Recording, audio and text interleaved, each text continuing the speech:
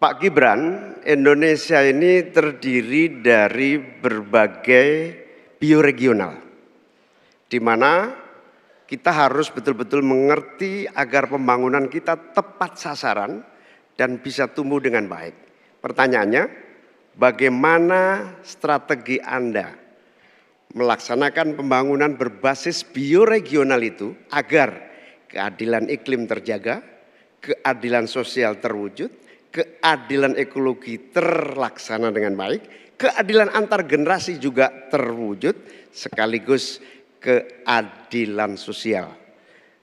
Mohon dijelaskan. Gus Muhaimin ini lucu ya, menanyakan masalah lingkungan hidup tapi itu kok pakai botol-botol plastik itu. Padahal saya, Pak Ganjar, Prof. Mahfud pakai botol kaca, itu gimana itu komitmennya? Botol plastik semua itu.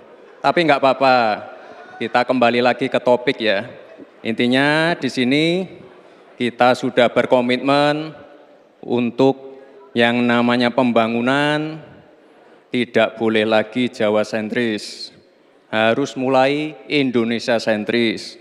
Kemarin Gus Muhaimin menolak IKN, tidak apa-apa, akan kita lanjutkan dan akan kita perkuat IKN itu. Sekali lagi yang namanya pembangunan yang masif harus memperhatikan aspek lingkungan, sosial dan keberlanjutannya. Kita pastikan mencari titik tengah, sekali lagi titik tengah, titik keseimbangan. Membangun hilirisasi industri, tapi harus memperhatikan lingkungan hidup. Menggenjot produktivitas para petani, sektor maritim, tapi juga harus menjaga keseimbangan alam. Pastikan sekali lagi AMDAL, analisa lingkungan, sustainability report bisa tersajikan dengan baik dan pastikan menggandeng pengusaha-pengusaha lokal, UMKM lokal. Jadi tidak besar sendiri tapi ikut membesarkan yang lain. Intinya adalah anggaran ini dipakai untuk kesejahteraan rakyat. Pemerataan pembangunan itu penting dan sekali lagi pembangunan yang masif harus memperhatikan sisi-sisi lingkungan hidup. Karena sekali lagi yang namanya bencana kekeringan, banjir, kenaikan air laut, ini ancamannya sudah ada di depan mata. Dan ini adalah ancaman yang sangat nyata. Terima kasih. Pertanyaan saya tidak terjawab sama sekali. Karena di undang-undang kita juga dinyatakan bahwa potensi bioregional kita itu adalah bahwa wilayah nasional kita itu bukan terbagi bukan saja sekedar karena politik dan administrasi, tetapi ekosistem lingkungannya ada, sekaligus juga komunitas masyarakat yang tumbuh juga menjadi pertimbangan.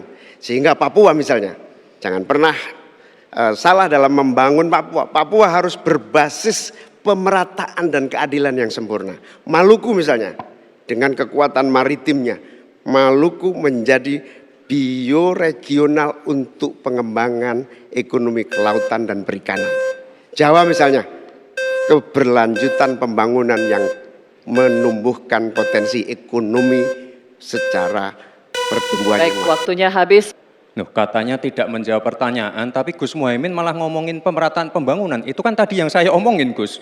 Pemerataan pembangunan yang tidak lagi Jawa sentris, harus Indonesia sentris, pembangunan IKN sebagai... Baik, di segmen ini kita tidak membahas substansinya sebenarnya ya, tapi lebih kepada... substansi itu penting loh. Ya nanti di segmen berikutnya juga ada. Kita bahas bagaimana respon netizen pasca debat kemarin, kemudian respon bagaimana respon pakar mengenai gimmick, gestur, diksi, artikulasi. gitu ya.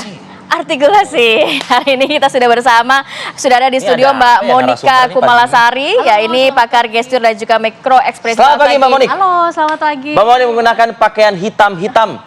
Dan narasumber kita yang satunya lagi juga menggunakan pakaian hitam-hitam. Kita panggil. Sudah ada Mbak Rustika Herlambang, Direktur Komunikasi Indonesia Indikator. Selamat pagi. Assalamualaikum. Oh ternyata bukan hitam. Waalaikumsalam. Halo. Biru. Navy. Oh iya, karena kemarin warnanya sama itu.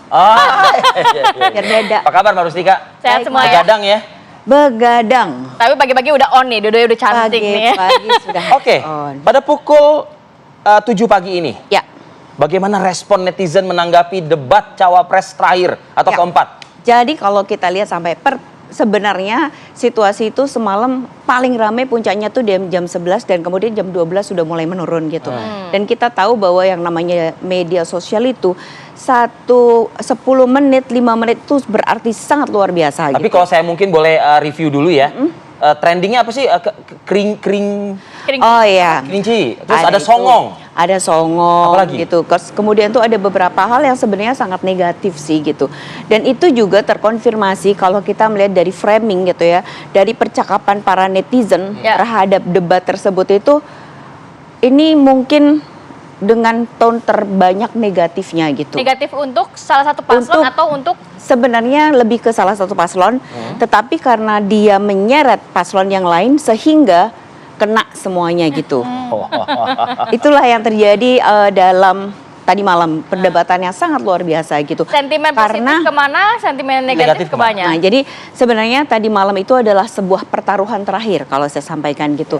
Jadi pertaruhan terakhir di mana inilah bagaimana para cawapres itu harus maksimal gitu. All out gitu. All out gitu. Dan dari awal itu netizen itu kan sudah punya prediksi masing-masing kan, Ada sudah punya ekspektasinya gitu ya. ya kira-kira nanti yang bakal menang adalah A, B, C gitu. Nah, tetapi ternyata di dalam debat itu segala sesuatunya sangat berubah. Jadi konteks, situasi, peristiwa, panas, provokasi itu mempengaruhi Artinya terhadap tidak ada yang dominan selayaknya debat sebelumnya. sebenarnya. Jadi kalau semalam itu dia lebih banyak netizen itu kan fokus pada bad news is good news ya gitu. Artinya ternyata saling serang itu dianggap sama netizen sebagai sesuatu yang akhirnya menjadi atensi mereka gitu. Jadi bicara soal etika, soal kok jadi menyerang secara personal gitu. Kok kesannya melecehkan. Nah, itu sebenarnya yang membuat situasi itu menjadi sangat dalam tanda petik buruk tadi malam gitu. Jadi nggak banyak lebih bahas substansi yang mereka bahas kemarin itu ya? Ada beberapa, tetapi ya kalau kita lihat di data gitu ya, ada misalnya 10 isu besar yang banyak diperbincangkan gitu. Ini ada substansinya juga nih. Yang pertama adalah soal agraria. Kedua itu, nah kita balik lagi soal Tomlembong. Itu ternyata engagementnya terbanyak kedua Cukup gitu. tinggi ya. Jadi di Ada satu yang rindu sisi, Tomlembong. Beberapa kali disampaikan kemarin. jadi itulah yang sebenarnya yang membuat akhirnya bagaimana misalnya di antara 3 paslon itu sudah tampil maksimal dan di sini tuh Muhaimin dia mengambil panggung gitu. Ada yang rindu Tomlembong. Nah, seperti itu. Ketiga songong.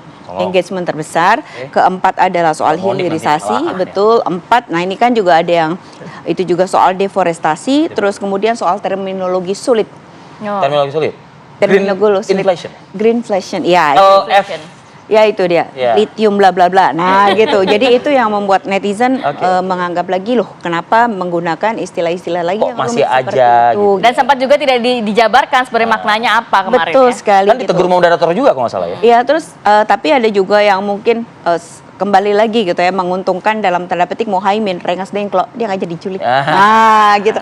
Jadi hal-hal yang seperti itu. Kemudian gimmick. Kemudian ugal-ugalan. Cari jawaban. Ya, itu adalah salah satu hal yang ternyata sampai pagi ini menjadi trending topik gitu. Wow, Jadi hal-hal yang wow, itu yang menyebabkan kalau kita lihat dari data, raw data, yang kita raw data artinya bahwa kita nggak pisahkan ini tone-nya ditujukan kepada siapa-siapa, itu melihat bahwa ternyata sentimen negatifnya menjadi sangat besar gitu. Dan itu baru saat ini. Baru saat ini. Mbak Monik, sentimen negatif banyak sekali ternyata dari debat Cawapres. Ya. Anda mengiyakan nggak sih ada pilihan netizen itu songong tertinggi dan lain-lainnya itu? Oke, berarti saya akan meng-highlight bahwa apa yang ditangkap oleh netizen sebagai awam, apakah terkonfirm juga nih gitu di dalam dengan pengamatan gesturnya. saya dari mikro maupun makro gesturnya begitu ya. Nah, kata songong gitu ya.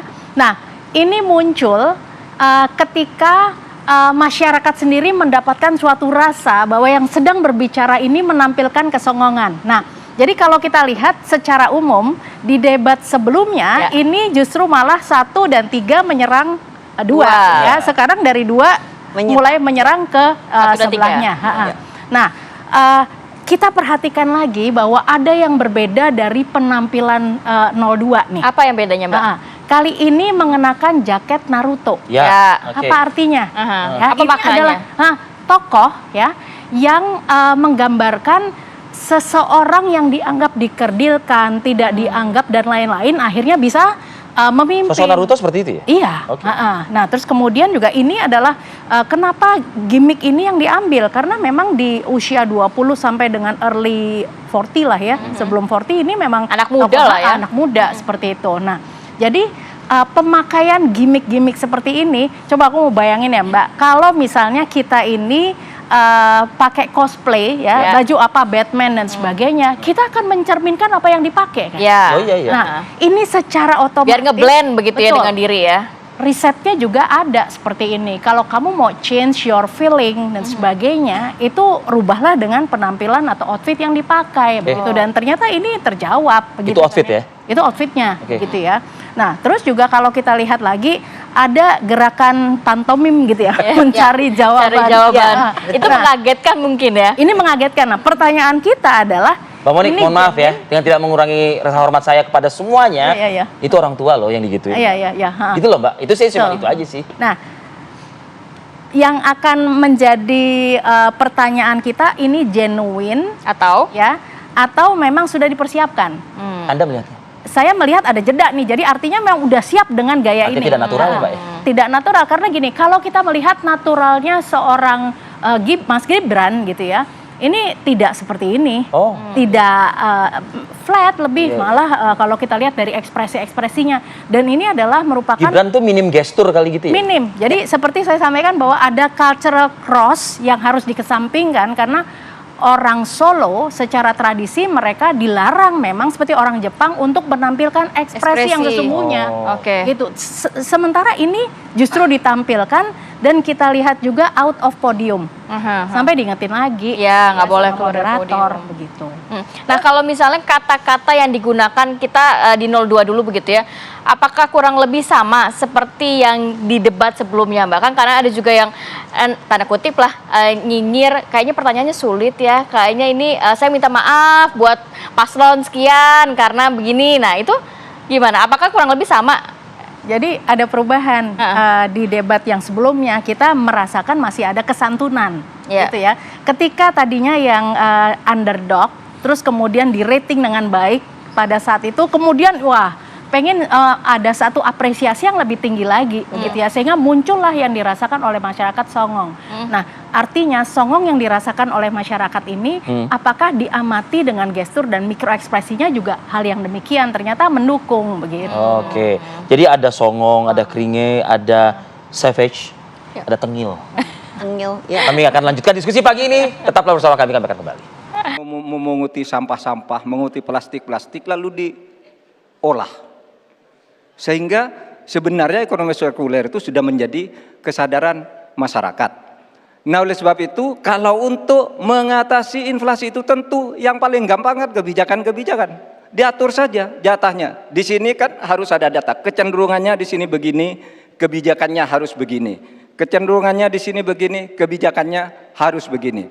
Nah, itulah yang kita pahami tentang ekonomi hijau ya. Inflasi hijau dan sebagainya dan sebagainya. Nah, saudara, banyak hal yang harus kita lakukan. Karena misalnya ya, ukuran kemajuan ekonomi kita selalu diukur dari sekitar 5 hal. Misalnya pertumbuhan, kemiskinan, ketimpangan, dan 2 lainnya. Tetapi ada satu yang harus ditambahkan, yaitu emisi. Baik Pak Mahfud, waktu Anda habis.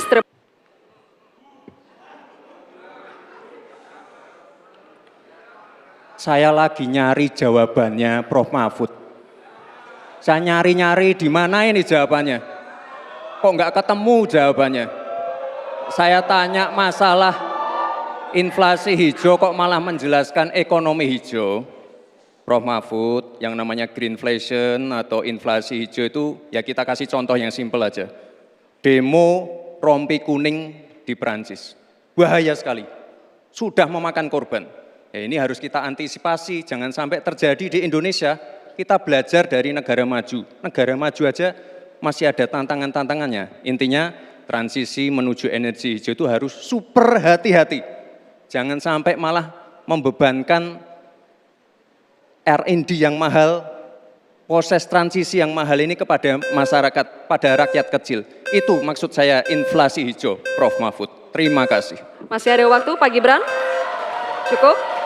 Baik. Saya juga ingin mencari itu jawabannya ngawur juga itu. Gila ini.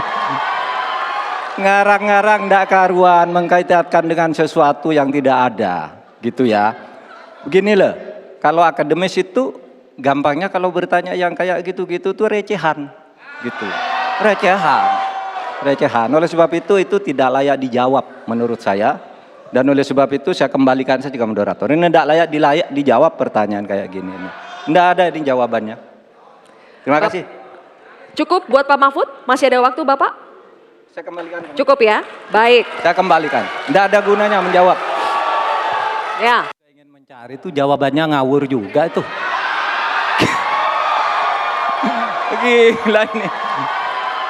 Ngarang-ngarang ndak karuan mengkaitkan dengan sesuatu yang tidak ada, gitu ya. Begini loh, kalau akademis itu gampangnya. Baik, terima kasih. Enak banget ya Gus ya, jawabnya sambil baca catatan tadi.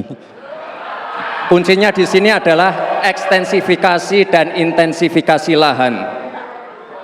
Kemarin, tahun lalu kita sudah bangun pabrik pupuk di Fak-Fak. Kuncinya untuk meningkatkan produktivitas, ya kita harus genjot kawasan industri pupuk. Kita dekatkan pupuknya dengan lahan-lahan pertaniannya. Kuncinya pupuk, dan pupuk harus didekatkan dengan lahan-lahan pertanian. Otomatis produktivitas akan meningkat. Terima kasih. Saya catat sedikit. Yang penting ini bukan catatan Mahkamah Konstitusi. Hadirin sekalian yang... Nah gitu dong Gus, jangan terlalu tegang kayak waktu debat Cawapres pertama kemarin. Intinya di sini adalah Seru banget ya. Seru Mbak Monik, Mbak Rustika seru ya? Seru. Mbak Monika punya catatan tapi bukan catatan Mahkamah Konstitusi. Nah tapi ada dua tadi ya, dua angle yang mungkin bisa disoroti. Satu mengenai saat Gibran mencari jawaban, kemudian reforma Mahfud MD juga ini pertanyaan recehan nggak perlu dijawab begitu ya. Selain itu juga Caimin tadi mengatakan bahwa ada juga ijazah palsu dan lain sebagainya. Dari mimik mukanya Gibran dulu deh saat merespon. Prof. Mahfud itu seperti apa sebenarnya? Setelah dibilang ini pertanyaan recehan, dia langsung tersenyum gitu. Nah, jadi Mas Gibran ini ya ada senyum yang disebut dengan duping delight. Ya. Jadi ini adalah senyum, suatu ekspresi kepuasan ketika berhasil membuat memancing. Pasangan debaternya itu jadi down begitu ya. Jadi ada senyum ini. Ya makanya kalau kita orang ini bilang senyumnya senyum songong gitu ya. Tapi ada otot-otot tertentu di wajahnya yang sling keluar seperti itu. Nah, jadi gimana sih tadi Mbak Rustika mengatakan ini ada disenggol oleh 02, kemudian dampaknya juga ke 03 gitu ya. Nah, bagaimana apa respon dari Pak Mahfud? Nah, kita amati dulu yang nampak di awal. Menggunakan vest ya atau rompi ya, ini muncul ketika di season tanya jawab. Nah, biasanya kita kalau pakai rompi satu ya mungkin kedinginan. Ya, tapi kan ini memang selalu di setiap seasonnya tuh ada penampilan yang berbeda. Saya melihat bahwa saya harus bertahan, ya kan? Ini kan melindungi, begitu. Nah, apakah ini terlihat di mikro gesturnya, ya? Ketika mengatakan receh, nah bahkan hampir di awal sampai dengan di akhir, ini ada ekspresi yang disebut dengan contempt. Contempt itu adalah satu bibir tuh turun atau naik kayak gitu ya. Artinya satu bibir. Nah, ujung bibirnya. Nah ini artinya ekspresi yang menganggap bahwa si lawan bicaranya ini lebih inferior. Jadi ya berarti inferior itu kan receh ya. Jadi ini berkesesuaian. Berarti nggak apple to apple gitu. Betul. Pandangannya. Pandangannya. Gitu saya melihat juga Prof. Mahfud itu sempat mengenyeritkan dahi dan mata gitu ketika Gibran mengatakan saya cari-cari kok saya nggak ketemu ya gini-gini. Jadi apakah itu mengartikan sesuatu kah gitu loh? Ya. Ekspresi yang muncul ini kaya banget. Jadi ada ekspresi mengernyitkan ini adalah mikir apa sih kamu begitu ya? Kurang lebih gitu ya? Ya. Terus kemudian ini subtle nih muncul. Kemudian ada set juga muncul ya karena ini anak muda kok nggak tahu esensinya gitu ya atau kok malah menyerang balik gitu. Jadi ini ekspresi yang ada di wajah. Profesor loh. Gitu kali ya. Tapi kalau dari jawabannya Prof Mahfud sendiri mengatakan bahwa saya juga nggak nemu jawabannya. Ini ngawur kemana-mana, ngalur ngidul. Nah itu apa? Lebih ke ya maksudnya dalam arti ya biar apa? Masih konsisten dong, defensif. Oke. Ya, seperti baik, itu. baik. Dan kemudian juga dari seluruh, jadi kalau kita mengamati dari ekspresi wajahnya yang mikro-mikro ini semua ekspresinya muncul subtle. Bahkan kecuali tadi kontem, kemudian juga sedih melihat anak muda seperti ini, kemudian mikir kok begini ya, begitu itu juga muncul. Nah, jadi kalau kontem itu muncul dari awal sampai dengan akhir debat, artinya ini tidak suitable karena pada saat di akhir debat ini memang ada satu dan itu natural ya berarti ini natural karena apa yang ditampilkan oleh Prof Mahfud ini semuanya natural ya. Oke. Semuanya natural itu ya. Natural. Mungkin jam terbang juga sih. Ya betul. Baru sih Kak. Ya. Saya nggak tahu, mungkin Anda bisa melacak netizen nggak sih juga gitu kan? Ini koalisi masih ada nggak sih? Iya, jadi sebenarnya karena ada beberapa mention loh tadi malam. Jadi kan percakapannya cukup besar ya. Tapi di situ sebenarnya ada jejaring percakapan netral. Nah, kita kan pengen tahu kan netralnya tuh seperti apa yang dibicarakan karena netral tuh organik, dia bukan kubu yang saling mendukung dan lain-lain dan ternyata mereka mempertanyakan gitu situasi debatnya kok seperti ini gitu. Dan mereka juga empati sama Mahfud karena dia sudah profesor gitu. Kenapa sih kok kurang dihargai gitu. Di sisi lain netizen juga memberikan apresiasi kepada Muhaimin karena hari ini tuh dia tampil di luar dugaan, di luar ekspektasi mereka. Artinya benar-benar belajar artinya, ya Mbak ya? betul, benar-benar belajar. Makanya tadi videotronnya Mbak. Betul, makanya dia nggak perlu dibawa ke Rengas Dengklok. Nah itulah apresiasi netizen terhadap situasi debat tadi malam gitu. Tapi memang kalau dia dilihat itu ternyata kalau dilihat dari grafik itu potretnya itu sentimen negatif yang ditujukan kepada Mahfud itu sama persis seperti Gibran. Karena apa? Netizen itu mengaitkan antara dua figur ini sebagai figur yang tidak terpisahkan. Ketika karena yang tektokan mereka begitu kali ya? Betul sekali gitu loh. Padahal seharusnya dalam tanda petik gitu. Kemarin kan mestinya yang diserang nomor 1 dong. Kenapa ini malah yang diserang nomor 3 gitu. Nah kita melihatnya ini adalah bagian dari postingan di Twitter ya. Twitter itu adalah dia melihat apa sih fenomena yang terjadi di sana pada saat itu. Kalau gitu. untuk sosial media lainnya seperti TikTok yang lebih receh gitu? Ya, saya juga membuat satu jaringan TikTok gitu ya. Tadi malam itu seperti apa gitu. Dan kita tahu bahwa kalau kita bicara soal TikTok itu sentimen negatif positif tertinggi memang 02 ya. 02 gitu karena memang pendukung dia sangat banyak. Kenapa? Karena dia tuh mengangkat sesuatu yang sifatnya tuh menyenangkan, ringan, humor, joget. Ya itu tadi. Kemudian Naruto tadi itu. Nah, itu tantangan. Nah, seperti itu gitu. Makanya memang paling banyak dalam satu malam kemarin itu Prabowo Gibran dia paling banyak. Jadi terutama Gibran, kemudian disusul Ganjar Mahfud dan kemudian baru Anies Muhaimin gitu. Nah jadi sebenarnya setiap platform itu dia memiliki karakter masing-masing gitu. Ya. Nah terus kalau sekarang ini debatnya tadi malam, ramenya baru hari ini nanti. Baru banyak nanti hari banyak ini, berseliweran di media sosial. Itu dia pasti paling banyak ada di Twitter. Kalau di Twitter itu pasti sentimen negatifnya itu paling besar. Kenapa? Karena disitulah terjadi orang menyampaikan narasi kritik dan kritiknya tuh kadang-kadang sudah dia cuek aja ngomong, oh lu songong, lu tengil, lu kayak gitu. Gak ada filter gitu ya? Gak ada filter gitu, karena di luar nggak ketahuan ya. kan gitu, akunnya nggak bisa kelihat gitu. Sementara kalau nanti di Instagram hari ini pasti akan ramai dan sudah mulai ramai gitu. Jadi bagaimana potongan-potongan peristiwa kemudian disosialisikan atau dideskripsikan secara detail gitu. Kemudian nanti di YouTube itu potongan-potongan yang tadi kan gitu. Shortnya ya. Betul, di Facebook beda lagi. Mereka lebih menyoroti pada bagaimana sih perjalanan debat ini gitu. Di Facebook itu lebih organik. Sayangnya dia jumlahnya sangat kecil gitu. Oke, bagi Anda yang akan mengedit-edit potongan-potongan silakan loh. Ya. Mulai dari pagi hari ini. Biar bisa menjadi bahan diskusi juga nanti. Ada juga nggak sih yang mention terkait dengan pertanyaan saya tadi di awal itu Mbak? Karena begini, ada pernyataan ya dari Mahfud dan juga dari Prof Mahfud dan juga Caimin itu seperti misalnya kayak ijazah palsu di-mention oleh Caimin. Terus Mahkamah Konstitusi. Terus Prof Mahfud bilang impor terus. Ya. Mafianya juga tambahan menjadi-jadi nih Ya. gitu. Nah itu sebenarnya, jadi kalau kita melihat itu ya, Padahal mereka ini masih di koalisinya Pak Jokowi. itulah. Jadi pada awalnya Prof Mahfud itu serangan negatif kepada Prof Mahfud itu sebenarnya lebih fokus ke situ gitu. Oh. Loh, kamu kok mengkritik, tetapi yang kamu kritik adalah dirimu sendiri. Jadi Mahfud sedang mengkritik Menko Polhukam gitu. Mengkritik Loh, dirimu kamu kan sendiri iya juga terkait itu. sama mafia itu kan di wilayahmu. Jadi sebenarnya yang murni kritikan kepada Mahfud MD adalah di situ gitu.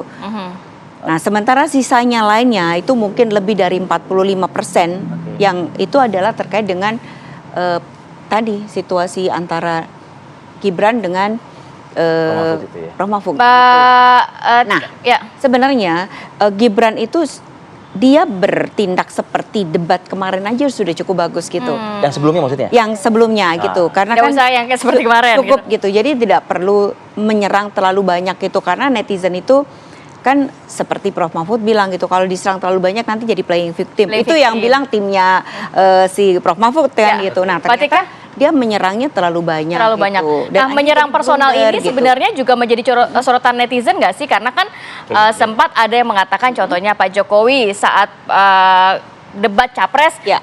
setelah itu jangan menyerang personal. Tapi Betul. kemarin kan juga banyak netizen yang berkomentar, Ya. bapaknya mengatakan jangan menyerang personal. Ini netizen loh, Betul. menyerang personal, tapi kemarin anaknya menyerang Itu personal. adalah Nah, ini jadi isu sorotan juga terbesar nggak? ke-11, Mbak.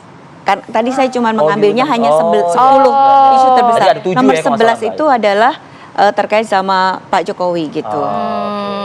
Konsistensinya begitu. Konsistensinya Oke. gitu. Mbak Monik, terakhir dari Anda mungkin Mbak Monik. Oke. Tadi Oh, Caimin satu, belum, kita tadi belum balas ya? Caimin Oh, iya, belum. iya, Caimin. Oh, ya. Jadi seperti di debat sebelumnya gitu ya, Caimin ini penguasaan emosinya sangat baik, ya. Jadi artinya tidak termakan gitu oleh serangan-serangannya, ya. Nah, kemudian kalau yang nampak memang ada grogi, gugup dan sebagainya, blinking rate meningkat dan lain-lain, ya wajar lah. Ini event nasional, event besar gitu ya.